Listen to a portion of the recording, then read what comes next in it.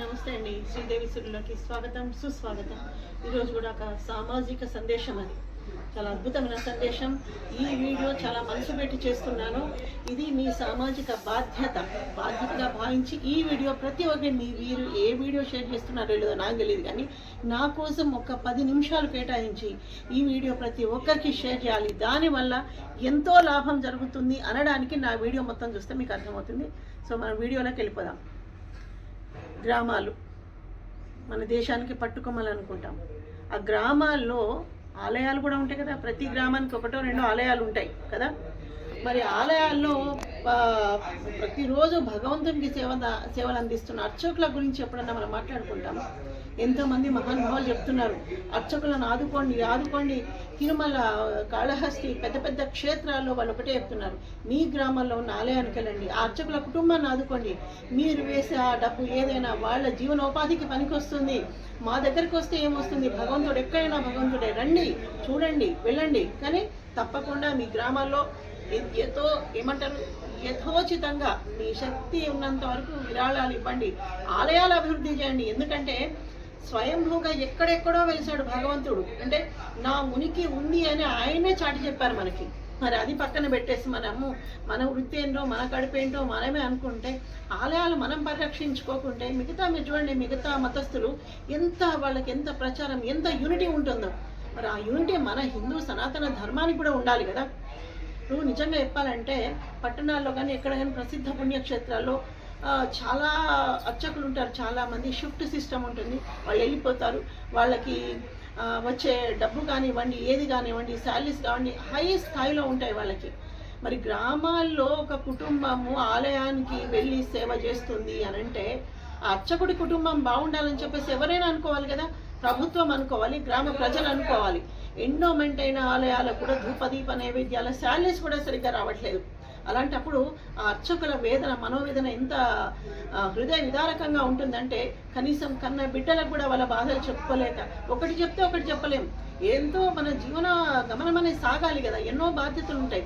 అది పక్కన పెడితే ఆ నైవేద్యాలకు ఉండదు, ప్రతిదీ వాళ్ళే చూసుకోవాలి. ఎక్కడ కూడా గ్రామస్తుల సహకారం ఉండదు.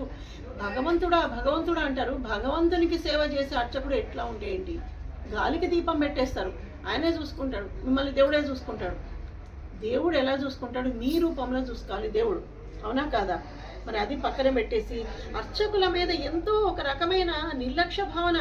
ఇప్పుడు నిజంగా చెప్పాలంటే ఓపెన్గా చెప్తున్నానండి, పెద్ద పెద్ద పట్టణాల్లోకి వెళ్తారు, హారతి తీసుకురాగానే 500 నోటు, 1000 రూపాయలు ఇలా వేస్తుంటారు.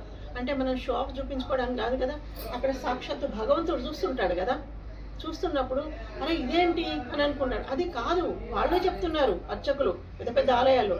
మరి ఇక్కడ గ్రామంలో వాళ్ళకంటూ జీవనోపాధి ఉండాలి కదా, వాళ్ళ భుక్తి ఉండాలి కదా. భగవంతుడు అదే చెప్తాడు, నాకు కాదురా, నాకు పూలు పళ్ళు అది కాదు, నాకు సేవ చేస్తున్న అర్చకుని చూసుకోండి మీరు. ఆయన నా అంశగా ఆయన మీ ముందే ఉన్నాడు, ఆయనలోనే భగవంతుని చూసుకోండి అని చెప్తుంటే ఆయన మీద రకరకాల నిందారోపణలు వస్తాయి, నిర్లక్ష్య భావనలు ఉంటాయి, ఎన్నో ఉంటాయి. వాళ్ళ బ్రతుకు తెరువు గురించి ఆలోచించే వ్యక్తులే ఉండరు. మరి ప్రతి ఒక్కరు మీరందరూ ఉంటారండి. మీ ఇంట్లో మీరు ఏం చేస్తారు? నిజంగా చెప్పాలంటే ఎవరికైనా స్వార్థం ఉండడంలో తప్పులేదు. నా ఇల్లు బాగుండాలి, నాకు ఈ కోరిక ఉండాలి, ఇది ఉండాలి, నాకు అది తీరాలి, తీర్థానికి వచ్చి ముడుపులు కట్టుకుంటా, సేవలు చేస్తా, ఎన్నో మాట్లాడుకుంటారు కదా. ఓన్లీ అర్చకుడు మాత్రమే వెళ్ళి లోకమంతా బాగుండాలి, గ్రామంలో ప్రతి ఒక్క కుటుంబం బాగుండాలని సేవ చేసే అర్చకుడికి ఎవరన్నా రెస్పెక్ట్ ఇస్తున్నారా? అసలు ప్రభుత్వం పట్టించుకోవట్లేదు. ఆ ఇచ్చే 6,000, 10,000 అసలు ఏమి వాళ్ళకి కనీసం ఆ శాలరీస్ పెంచరు. వచ్చే కూడా 2 months, 3 months ఏంటండి? వాళ్ళు ఎక్కడి నుంచి బ్రతకాలి? గ్రామాల్లో ఎవరు ప్రొద్దున లేస్తే తండోపతండాలుగా రారండి. ఎందుకంటే వాళ్ళకంటూ వ్యవసాయం ఉంటుంది, అన్నీ ఉంటుంది. ఏదో కొన్ని విశేష ఉత్సవాలు, పండగలు ఆ టైంలో వస్తారు. మరి వాళ్ళకి ఎంత బాధ ఉంటుంది? ఇదే గ్రామాల్లో అర్చకుడు నేను సేవ చేయను, నాకు ఎంతో ముద్ద పెట్టేస్తే నా పిల్లల దగ్గరికి వెళ్ళిపోయి ఉంటా, నేను ఏముండదు కదా పని. కొంత ఏమన్నా భారం అనిపించినా వాళ్ళ దగ్గర మనం అన్ని మనసుకు తీసుకోకుండా ఉంటే సరిపోతుంది కదా. ఒక ముద్ద కావాలంటే అది కాదు కదా. గ్రామం సుభిక్షంగా ఉండాలని చెప్పేసి ఆలయ అభివృద్ధి కోసము ఎంతో పాటుపడతారు. వాళ్ళు అదే చెప్తున్నారు, మీ ఆలయాలు అభివృద్ధి చేసుకోండి, జీర్ణమైన ఆలయాలు చేసుకోండి, ఎక్కడైనా విశేషంగా వైభవంగా భగవంతుడు ఎక్కడున్నా ఒకడే వైభవంగా ఉత్సవాలు జరిపించుకోండి అని చెప్పేసి ప్రతి ఒక్కరు మహానుభావులు పెద్ద పెద్ద వాళ్ళు అందరూ చెప్తున్నారు. కానీ అర్చకుల పరిస్థితి మాత్రము దీనంగానే ఉంది. చూస్తే ఆడంబరమే, పైకి మాట్లాడతారు, అన్నీ ఉంటాయి. కానీ వాళ్ళ లోపల ఎంతో బాధ ఉంటుంది. కన్న బిడ్డలకు కూడా చెప్పుకోలేని వేదన ఉంటుంది వాళ్ళకి. ఏం చెప్తారండి పిల్లలకి? ఇది అవసరమని ఎన్నిసార్లు చెప్తారు? ఒకవేళ మనసుతోనే ఆలోచించే పిల్లలు ఉంటే వాళ్ళ జీవితానికి ఏం ఢోకా లేదు. కానీ చాలామందికి ఎంత పిల్లలు చూసుకున్నా మాకంటూ నా భార్యను పోషించుకునేంత శక్తి నాకుంటే చాలు, నా పిల్లలు స్థిరపడ్డారని చెప్పేసి వేదన పడే అర్చకులు ఎంతమంది ఉన్నారు? వాళ్ళని చూసుకోవాలి కదా. తప్పకుండా ఈ వీడియో ఎట్లా అంటే ప్రతి ఒక్క గ్రామంలో ఉన్న అర్చకులు ప్రతి ఒక్కరు వాళ్ళ వేదన మీరు వినాలి. ప్రతి గ్రామంలో అర్చకునికి విలువ ఇవ్వాలి. అర్చకుని ఎవరైతే అవమానిస్తే భగవంతుణ్ణి అవమానించినట్టే.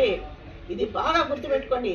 శ్రీరాముడు అయిపోయాడు దేవుడు కదా. రావణుడికి తేడా ఉంది కదా. రావణుడిని మనం పూజించాం కదా. మరి అలాంటప్పుడు అర్చకుని దగ్గరకు వచ్చి ఒక రావణాసురుని లాగా బిహేవ్ చేయొద్దు ఎప్పుడు కానీ. కాబట్టి తప్పకుండా అర్చకుని గౌరవించండి. యథోచితంగా ఆ కుటుంబాన్ని ఆదుకోండి. మీరు అక్కడ ఆదుకుంటేనే మీకు బాగుంటుంది. ఎంతో నెలకింత కనీసం ధూపదీప నైవేద్యాలకు నేను ఇస్తా. ఏది ఇచ్చినా అర్చకుని చేతికి ఇచ్చిన ప్రతిదీ భగవంతునికి ముట్టినట్టు. ఇది శాస్త్రం. ఇది అంతే తప్ప ఏదో చేసేస్తా, నేను ఏదో వస్తా పోతా, ఇక్కడ ఏముందనంట. లేకుంటే కొంతమంది అర్చకులు అయితే ఆలయం అభివృద్ధి చెందాలని చెప్పేసి కొన్ని ఆలయాలు ఇంతెందుకు మేము కూడానండి రాత్రి మగళ్ళు దాని గురించి ప్రయత్నం చేస్తూనే ఉంటాం మేము. అలాంటప్పుడు ఎన్నో ఒడిదుడుకులు, ఎన్నో వ్యతిరేకతలు ఎదురవుతాయి. కానీ ఏమనుకుంటాం తెలుసా అండి? ఆయన ఉన్నాడు, సాక్షి స్వరూపుడు, ఆయన నన్ను చూసుకుంటాడు, నేను ముందుకెళ్తా అని చెప్పేసి ఆ భగవంతుని ముందు పెట్టి వెనకాల అర్చకుడు వెళ్తాడు ఆ అభివృద్ధి కోసం. అలాంటప్పుడు మన గ్రామాల్లో ఆయనకి ఏముండదు, ఇంట్లో తినడానికి కూడా సరిగ్గా ఉండదు. కానీ ఏం చెప్తారు? ఏం చెప్పలేము. కానీ అక్కడ వచ్చే ప్రతి పైసా ఆలయ అభివృద్ధికి ఖర్చు పెట్టే అర్చకుని మనం గౌరవిస్తేనే ఆ భగవంతుడు సంతృప్తి పడతాడు. ఇది తప్పకుండా ఈ వర్డ్ వినాలి. తర్వాత ప్రభుత్వం దాకా ఇది చేరాలి. ఎందుకంటే ఎవరైతే దేవాదాయ శాఖ మంత్రి ఉన్నారో ఎక్కడ చిన్న మామూలు షాపులలో పనిచేసే వాళ్ళకి 15,000 20,000 జీతాలు ఇస్తున్నారండి. అలాంటిది అన్నీ వదులుకొని కన్నపిల్లల్ని వాళ్ళకున్నే వదులుకొని వారసత్వ సంపదగా అని చెప్పేసి వచ్చేసి ఆ ఆలయంలో సేవలు చేస్తుంటే మీరు కనీస వేతనాలు కూడా ఇవ్వరా వాళ్ళకి? వాళ్ళ జీవనోపాధి ఇవ్వరా? మరి అలాంటప్పుడు దీనికి ప్రభుత్వం అంటే ఫస్ట్ ప్రభుత్వం స్పందించేది ముఖ్యంగా దీనికి. ఇది స్పందిస్తే మీ ప్రభుత్వం 10 కాలాల పాటు ఉంటుందండి. అవునా కాదా? ఇది నేను నా మనస్ఫూర్తిగా, ఇది నా ఒపీనియన్. ఇది అంటే భగవంతుడు నా నాలుక ద్వారా పలికిస్తున్న మాట. తప్పకుండా ఈ వీడియో ప్రతి ఒక్కరికి చేరాలి. అర్చకుడి గురించి ఆలోచించాలి. మెయిన్ గ్రామాల్లో ఉన్న అర్చకుల గురించి ఆలోచించాలి. ఆలయాలు అభివృద్ధి చెందాలి. సనాతన హిందూ ధర్మాన్ని మనం పరిరక్షించుకోవాలి. అన్య మతాలు అప్పుడప్పుడు వచ్చినవి. హిందూ ధర్మం ఇప్పటిది కాదండి, లక్షల కోట్ల సంవత్సరాల నుండి ఉన్నది. మన వేదాలు సాక్షాత్తు భగవంతుడు చెప్పిన ఎన్నో విషయాలు ఉన్నాయి. ఇవన్నీ మనం వినాలి, శాస్త్రాన్ని గౌరవించాలి. పండితులు ఇంకొక ముఖ్యమైన విశేషం ఏంటంటే, నేను ఒక ఆలయం సన్నిధిలో అంటే భగవంతుని సన్నిధిలోనే ఉండి చెప్తున్నానండి. ఇది స్వామివారు సాక్షాత్ ఇక్కడ మత్స్యగిరి, ఇది ఇక్కడ వెలిసారు స్వామివారు. ఈ ఆలయంలోనే అర్చకుల ఆత్మ ఘోష, అది క్షోభ, అది నిజంగా చెప్పాలంటే అది చెప్పాలనిపించింది. చాలా గ్రామాల్లో ఇప్పుడు ఏమైందనంటే వాళ్ళు పాపం ఏదో జీవనోపాధి కూడా కాదు, వారసత్వ సంపద భగవంతుని సేవలు జరగాలని చెప్పేసి వాళ్ళకున్న చదువు అవి అన్నీ పక్కన పెట్టి సేవల కోసం వస్తున్నారు. వచ్చినప్పుడు మన గ్రామంలో అర్చకునికి విలువ ఇవ్వాలా? ఎప్పుడో వస్తున్నారు, ఎప్పటి నుండో వాళ్ళు మాకు వస్తున్నారు, మేము పిలిపించుకోవాలి. వేరే అర్చకులు కూడా అక్కడ కూడా ఒక కమిటీ ఉండాలి. ఆ అర్చకుడు అక్కడికి వచ్చిందంటే మేము ఇంకో అర్చకుడు కూడా చెప్పాలి, వాళ్ళకు కూడా జీవనోపాధి కావాలి. నిన్ను మనసుతో వాళ్ళు ఆశీర్వదించాలి మిమ్మల్ని. ఆయన బాధపడుతూ కూర్చుంటే ఇంకో అర్చకుడు వచ్చి వేరే కార్యక్రమం చేస్తే ఎంత బాధగా ఉంటుంది చెప్పండి. అంటే గ్రామాల్లో కూడా మీకేమో ఆలయానికి వస్తే మీకు ఆశీర్వచనం ఇవ్వాలి, మీ ఇంట్లో ఫంక్షన్లు పుణ్యకార్యాలు అవి అయితేనేమో మీరు ఇంకో అర్చకుని పిలిపించుకోవాలి. ఇది న్యాయమేనా? ఆయన సాక్షిభూతుడు కదా, ఆయన అన్నీ చూస్తుంటాడు కదా. ఇది ఒక్కరిది కాదండి, అర్చకుల ఆత్మక్షోభ ఇది. వాళ్ళకి డబ్బుకి లేక 10 మందికి చెప్పుకోలేక, వాళ్ళకి వేతనాలు సరిగ్గా వచ్చే వేతనాలు కూడా సరిగ్గా రాక, భగవంతుని ప్రతిరోజు నిత్య నివేదన ఉండాలని చెప్పేసి ఎవరి సహకారం కూడా లేక వాళ్ళు బాధపడుతుంటే ఒక్కొక్క అర్చకుని ఆవేదన వింటుంటే చాలా బాధగా అనిపిస్తుంది. కనీసం కడుపున పుట్టిన పిల్లలు కూడా మనసుతో అర్థం చేసుకోరు చాలామందిని. అది చాలా ఉంటుంది అట్లా. అది నాకు మనసు పెట్టి వీడియో చేయాలనిపించింది నాకు. తప్పకుండా ఇది ప్రతి ఒక్కరికి అంటే ఎక్కడెక్కడ మీకు ఏ గ్రూప్స్ ఉంటాయో షేర్ చేయండి. తప్పకుండా దేవాదాయ శాఖ మంత్రి గారు కూడా తప్పకుండా ఈ వీడియో అక్కడ చేరాలి అని చెప్పేసి మేము మా ఎమ్మెల్యే గారు కూడా చెప్పాలని అనుకుంటున్నాం. చేరాలి, వేతనాలు సరిగ్గా రావాలి. వస్తే కనీసం వాళ్ళ కడుపు కింద అన్నం తింటారండి. వాళ్ళు తిని నాకు చెప్తున్నాయి, కళ్ళకి నీళ్ళు వస్తున్నాయి. కడుపు నిండా అన్నం తింటే మనసు నిండా ఆశీర్వదించగలుగుతాడు అర్చకుడు కదా. నువ్వు ఇచ్చే రూపాయితో అర్చకుడి కుటుంబం బ్రతకదు. కొంతమంది అన్నారు, నేను ఒక ముఖ్యమైన విషయం చెప్తా వినండి. మా ఆలయానికి ఒక కుటుంబం వచ్చిందటండి, చాలా రోజుల కిందట మా వారు చెప్పారు.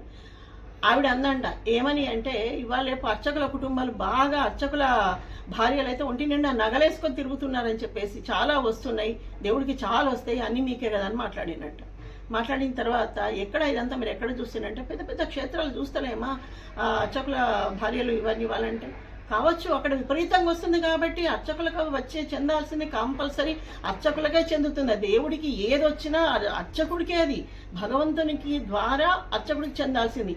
అది కూడా ఆ అర్చకుడికి కొన్ని గ్రామాల్లో చెందదు. అది చెందనప్పుడు ఆయన ఒక మాట అన్నారంట, మీకేముంది, మీకు బాగానే ఉంది అని మాట్లాడితే, అమ్మ నువ్వు మరి మీరేం తీసుకొచ్చింది ఇక్కడికి అని అడిగినంట. అంటే ఆమె కొంచెం గిల్టీగా ఫీల్ అయింది. అంటే హారతిపల్లెంలో 11 రూపాయలు, ఎక్కడో దూరం నుండి వచ్చింది ఆమె. దానికోసము ఆ అర్చకుడి భార్య ఎన్నో చేయాలి, వాళ్ళు దూరం నుండి వస్తున్నారని చెప్పేసి నిత్యము చేసే ప్రసాదం కూడా ఎక్కువ చేయాలి, ఎక్కువ చేసి వాళ్ళ కడుపు నిండి పంపిస్తారండి. ఆ అర్చకుడు కడుపు నిండా పెట్టి పంపిస్తారు. అలాంటి వాళ్ళు ఇలా మాట్లాడాల్సిన మాటలేనా ఇవి కదా? ఒంటి నిండా బంగారం. ఒక్కసారి మీరు కొన్ని గ్రామాల్లో అర్చకుల కుటుంబాలకు వెళ్ళి చూడండి, వాళ్ళకి కనీసం మెడలో మంగళసూత్రం కూడా బంగారం ఉండదు. అది అంత బాధాకరంగా ఉంటుంది అన్నమాట. ఆమె పెట్టిన 11 రూపాయలకేమో అలాంటి బాధ్యత తీసుకుంది. కొంతమంది గ్రామాలని అంటే అర్చకుడు అంటే అదేంటో, అర్చకులు కూడా దత్తత వేసుకున్నట్టు వేస్తారు ఆ గ్రామాలని. అదే ఆ ఊర్లోకి మీరు రాకుండా ఆయనకి జీవనోపాధి కల్పించండి, అది ఎంత బాగుంటుంది. మానవ సేవ, మాధవ సేవ, నారాయణ సేవ ఇన్ని చెప్పుకుంటాం కదా. ఐకమత్యం అనేది అర్చకుల్లో ఉండాలి. గ్రామంలో కూడా మీ దగ్గర ఉన్న అర్చకుల్ని మీరు భగవంతుల్లాగా కొలిచిన రోజు మీ కుటుంబాలు చాలా చాలా బాగుంటాయి. ఏ రకంగా ఆరోగ్యం అనుకోండి, ఆర్థిక పరంగా అనుకోండి, సామాజికంగా అనుకోండి, ఏదైనా తప్పకుండా. పోనీ లేక పిలిస్తే, నేను ఒక మూవీ కూడా చూశానండి, సినిమా చాలా బాధగా ఉంది, పేరు గుర్తులేదు. ఆ అర్చకుడు ఎవరైతే గ్రామంలో కనీసం ఏమైనా తద్దినాలన్నా పెడితే ఆ రోజు నాకు ఇంత ధాన్యం వస్తుంది అని చెప్పి చూసే అర్చకుల కుటుంబంది ఒక కథ తీశారు వాళ్ళు. అట్లాంటిది పూజా కార్యక్రమాల కోసం ఏదన్నా అప్పుడప్పుడు ఏదైనా పూజ జరగాలని చెప్పేసి ఒక లిస్టు రాసిస్తే ఆ లిస్టులో అన్నీ ఉంటాయి, వాళ్ళకు తోచిన అంతే తీసుకొస్తారు. కింద సంభావన దగ్గర మాత్రం 0. 1000 రూపాయలు ఇచ్చే దగ్గర 100 రూపాయలు ఇచ్చే, ఏం కాదు మీకు, అయినా మీకు ఇచ్చేంత గొప్పవాళ్ళమా మేము? ఏం కాదులేండి, అయ్యో సర్దుకోండి. ఇదా అండి, 1000 పెట్టి సామాన్లు తీసుకొచ్చి కింద అర్చకుని ఆయన మనస్ఫూర్తిగా ఆశీర్వదించగలుగుతాడా? గలుగుతాడు. ఎందుకు అనంటే లోకమంతా బాగుండాలని కోరుకునే అర్చకుని మనసు అట్లానే ఉంటుంది. మరి అలాంటప్పుడు అర్చకుని మీరు ఆదుకోకుండా భగవంతుని కృప మీకు ఎక్కడుంటుంది? ఆ భగవంతుని కృప సంపూర్ణంగా పొందాలంటే అర్చకుల కుటుంబాలు బాగుండాలి. అర్చకుడు బాగుంటేనే హిందూ సనాతన ధర్మ సంస్కృతిని మనం ఖచ్చితంగా సంరక్షించుకున్న వాళ్ళం అవుతాము. ఇంకా కావాలంటే మన ఆలయాలు అంటే హిందూ ఎక్కడెక్కడ స్వయంభూగా వెలిసిన స్వామివారి ఇవన్నీ ఉన్నాయి, వాళ్ళందరూ యథోచితంగా సేవ చేయడానికి అక్కడ వంశపారంపర్యంగా వస్తున్న వారసత్వాన్ని పట్టుకొని వేలాడుతున్నారు. మరి అలాంటి వాళ్ళకి మనం చేతితో ఇవ్వాలి కదా. తప్పకుండా ఈ వీడియో ప్రతి ఒక్కరు చూస్తారా? ఏమి చూస్తారో ఏమి చూడరో నాకు తెలియదు. ప్రతి ఒక్క గ్రూప్లో మీరు ఎక్కడెక్కడ ఎన్ని గ్రూప్స్ ఉన్నాయో మీకు పర్సనల్గా అన్నింటికి పంపించండి. ఎక్కడెక్కడ గ్రామంలో అర్చకులు ఉంటారో కనీసం నెలకింత నా వరకు నేను ఒక 500 రూపాయలు నేను పంపిస్తాను. అర్చకుడు స్వామివారు, మీరు స్వామివారికి ఏమైనా నైవేద్యం చేసి పెట్టండి. ఇది తప్పు కాదు కదా. ఇలాంటివి మీరు చేస్తేనే సమాజానికి మీరు ఎంతో మేలు చేసిన వారు అవుతారు. మన హిందూ ధర్మంలోని ఇవన్నీ ఉన్నాయండి. మానవ సేవ తర్వాతనే మాధవ సేవ. కాబట్టి అర్చకుల వ్యవస్థని కాపాడుకుందాం, అర్చకుని గౌరవిస్తాం, ఆ కుటుంబాలను ఆదుకుందాం. జై శ్రీమన్నారాయణ.